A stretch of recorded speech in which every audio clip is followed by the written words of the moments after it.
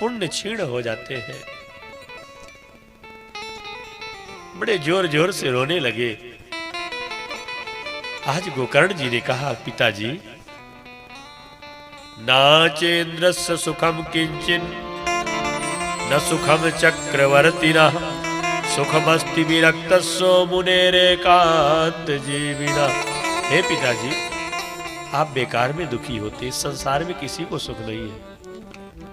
राजा कहे महाराजा सुखी, महाराजा कहे सुखी इंद्र को भारी, इंद्र कहे सुख चतुरानन को ब्रह्मा को, ब्रह्मा कहे सुख विष्णु को भारी, पर तुलसीदास विचार कहे हरि भजन बिना सब जीव दुखारी। नाचेन्द्रस्य सुखम किंचित न सुखम चक्रवर्तिना। न देवराज इंद्र को सुख है, देवराज इंद्र को भी रात दिन चिंता बनी रहती, कोई बाबा जी माला लेके बैठ जाए तो लगता मेरा इंद्रासन छीनने के लिए भजन कर रहे। उनको अपने इंद्रासन की चिंता बनी रहती, मेरा राज्य न छिन जाए।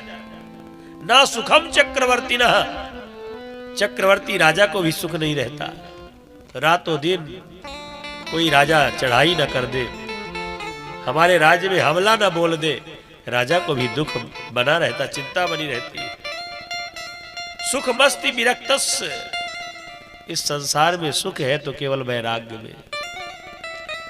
मुने एकांत जीविना, देखिए जो एकांतवासी साधु महात्मा होते हैं, एकांत सेवी भजनानंदी संत होते हैं, निश्चिंत भजन करते हैं, कुछ भी नहीं सिवा लंगोटी के।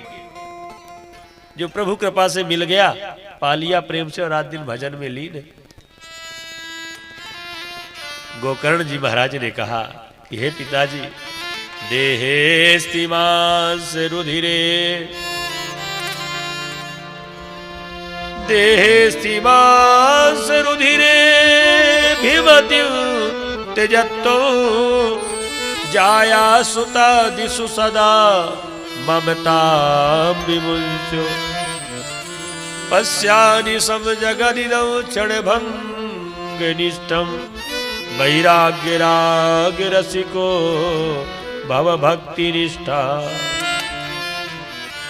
गोकर्ण जी महाराज इतना बढ़िया दिव्य उपदेश किया अपने पिताजी को कि हे पिताजी, कहाँ है संसार के चक्कर में पड़े हैं। ये शरीर मेरा है, ये मकान मेरा है, ये दुकान मेरी है, ये पत्नी मेरी है, पुत्र मेरा है। कहाँ इस माया के चक्कर में पड़े हैं। ये शरीर मांस मज्जा का बना हुआ है, हड्डियों की ईंट लगी हुई है, मज्जा का गारा लगा हुआ है और ऊपर से चमड़ी का प्लास्टर किया हुआ है। और है क्या इसमें? जरा सा कुछ खरोंच लग जाए मावाद बन जाता, दुर्गंध आने लगती है। रक्त और पीप तो भरा है शरीर के अंदर, और है क्या?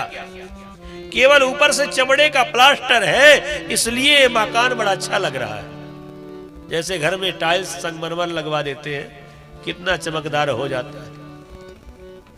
जरा सा ठोकर लगी, वो मार्बल टूट गया तो सब बेकार। ठीक इसी प्रकार शरीर की हालत है। हे पिताजी, इसमें जो अपने शरीर में अभिमति है, अभिमान है, ममता है, इसे भी छोड़ना है। पश्या निशम जगदिदम क्षण भंग निष्ठम, ये संसार तो क्षण भंगुर है, कब है कब छूट जाए कोई भरोसा नहीं। दिन बीतते चले जा रहे हैं भजन के बिना।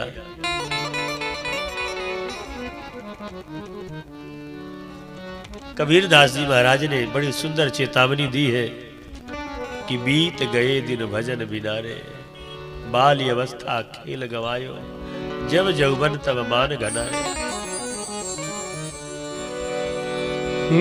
बीत गए दिन भजन बिना रे, भजन बिना रे, बीत गए दिन भजन बिना रे, भजन बिना रे, बीत गए दिन भजन बिना रे, भजन बिना रे,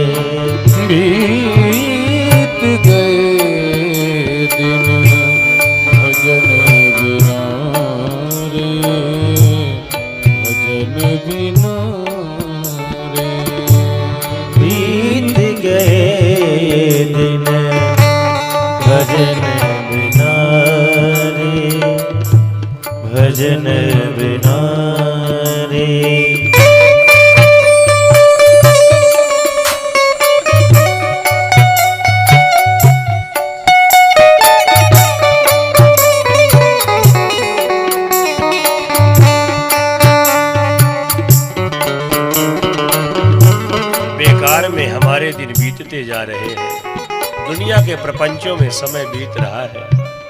कंचन जैसी काया को पा करके कुछ कर नहीं पाते।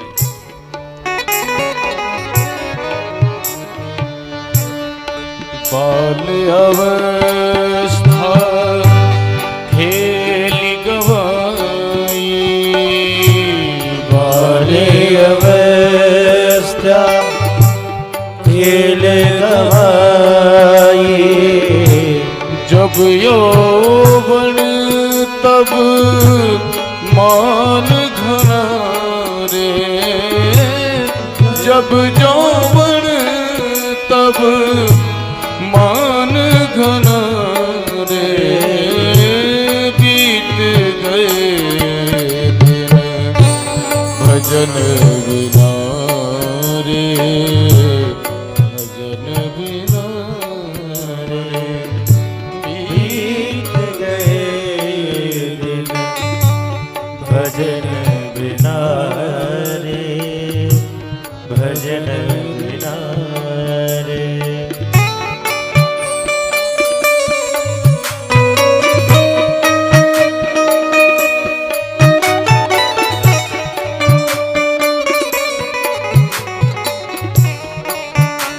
एकांत में बैठ करके अपने आप में सोचना कि आखिर ये मानव का तन किस लिए मिला है?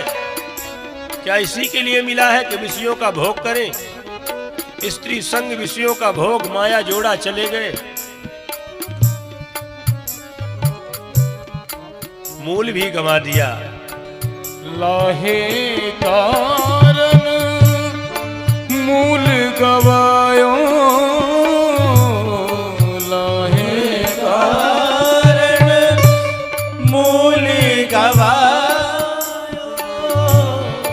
लाहे कारण मूल गवायो, लाहे कारण मूल गवायो, अजहू न गई मन की तृष्णा रे, अजहू न गई मन की तृष्णा रे, बीत गए भजन बिना रे, भजन बिना रे, बीत गए भजन बिना रे, भजन बिना रे।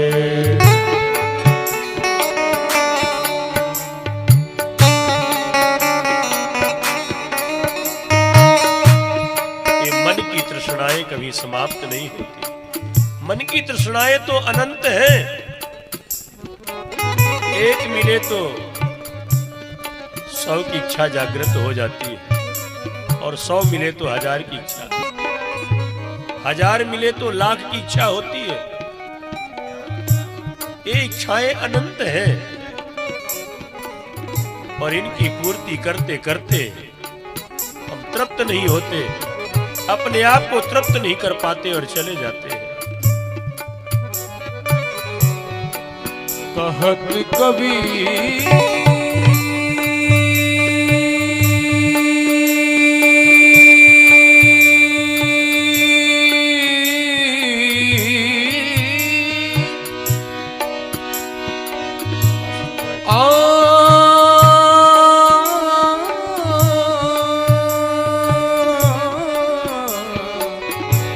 कहत कबीर सुनो भाई साधो, कहत कबीर सुनो भाई साधो, कहत कबीर सुनो भाई साधो, पार उतर पार उतर गए, पार उतर गए संत जना रे, पार उतर संत जना रे बीत गए भजन बिना रे, भजन बिना रे बीत गए दिन, भजन बिना रे, भजन बिना रे, भजन बिना रे, भजन बिना रे, भजन बिना रे, भजन बिना रे। बीत गए दिन भजन बिना।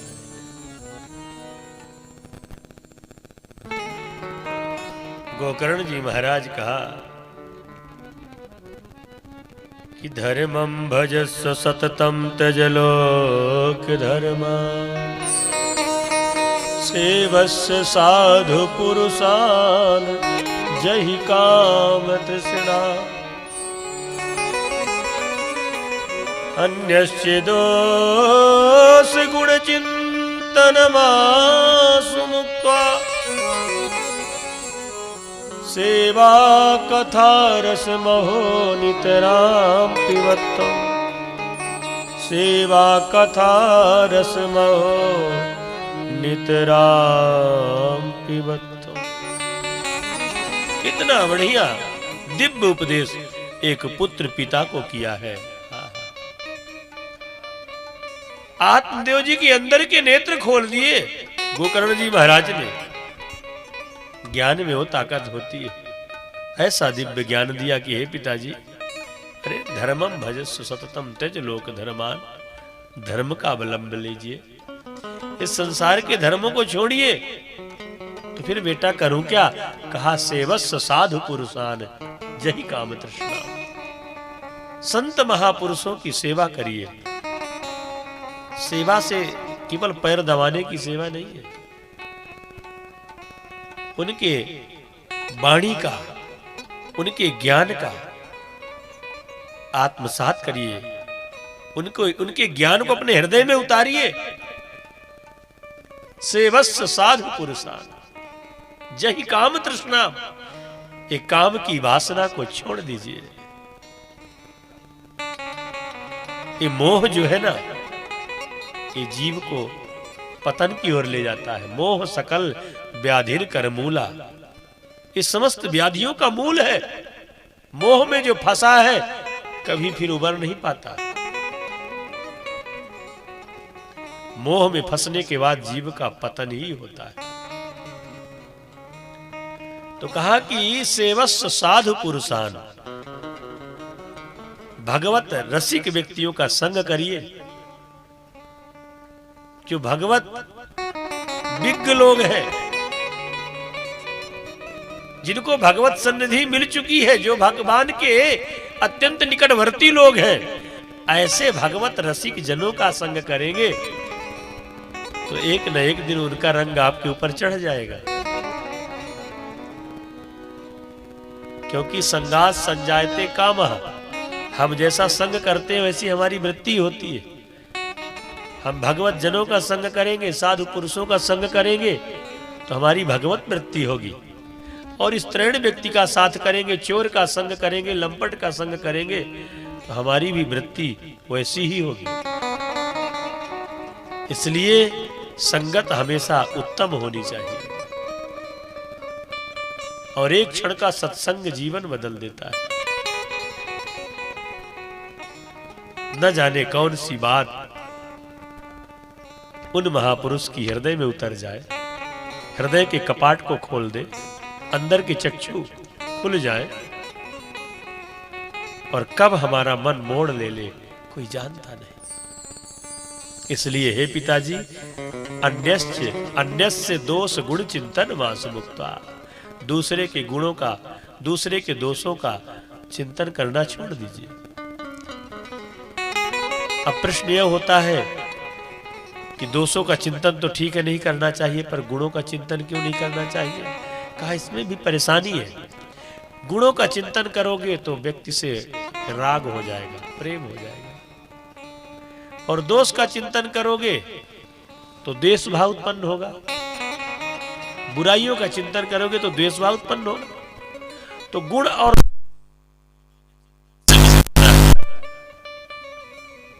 अन्यस्य दोष गुण चिंतन मास मुक्ता, तो फिर कहा करेंगे क्या जीवन में, तो कहा सेवा कथा रसम हो नितराम पिबत। भगवान की सेवा, भगवान के भक्तों की सेवा, साधु पुरुषों की सेवा, दीन दुखियों की सेवा, इनकी सेवा करें ना। जो असहाय लोग हैं, जो असमर्थ है, जो दीन है, दुखी है, यही तो इस संसार में भगवत स्वरूप है। नर सेवा ही नारायण सेवा है। ऐसे असहाय जनों की मदद करें, इनकी सेवा करें। और जहां कहीं भी भगवान की कथा होती हो, भगवान की कथा जरूर सुने। कथा सुनने से बहुत सारे लाभ हैं जीवन के। कुछ तो प्रत्यक्ष में दिखते हैं, कुछ दिखते भी नहीं है। कथा से जीवन की व्यथा जाती है, कथा से हमारे जीवन की व्यथा कम होगी। और जीव तो इतना व्यथित है कि व्यथा ही व्यथा है। अपने जीवन की व्यथा सुनाने लग जाओ तो न जाने कितने भागवत जैसे ग्रंथ लिखर जाएंगे। इतनी जीवन की व्यथाएं हैं। तो कथा सुनने से, भगवान की कथा सुनने से जीवन की व्यथा कम होती है। इसलिए कथा जहां कहीं भी हो खूब सुनना। सेवस्य साधु पुरुषान सेवा कथा रस महो नितरा पिबत्वम। निरंतर पेयाम पेयाम श्रवण पुटकई ही, कान रूपी दोने से भगवत रसपान करना है। इतना पियो कि पीते पीते भागवतमय हो जाओ। एक भागवतमय जीवन हो जाए, नैनों में प्राण प्रीतम रमने लग जाए। जहां कहीं भी देखे तो कृष्ण की छवि दिखे हमें। दृष्टि को ऐसे सुधारना है कि जहां भी देखें तो भगवान की छवि दिखे। हर रूप में मेरे प्रभु की छवि है, हर रूप में मेरा परमात्मा समाया है। ऐसी अपनी दृष्टि को बना ले। ऐसा दिव्य उपदेश दिया। उपदेश को सुनकर के आत्मदेव जी को आज वैराग्य हो गया। पत्नी पुत्र का मोह छूट गया। उसी क्षण अपने बेटा से कहा, बेटा तुमने मेरे अंदर के नेत्र खोल दिए, अब मैं जा रहा हूं। चले गए घर द्वार छोड़कर। और 60 वर्ष तक, 60 वर्ष तक वन में रह करके और सुंदर भागवत जी के 10वें स्कंद का पाठ करते और करते करते एक दिन भगवान के धाम को चले गए।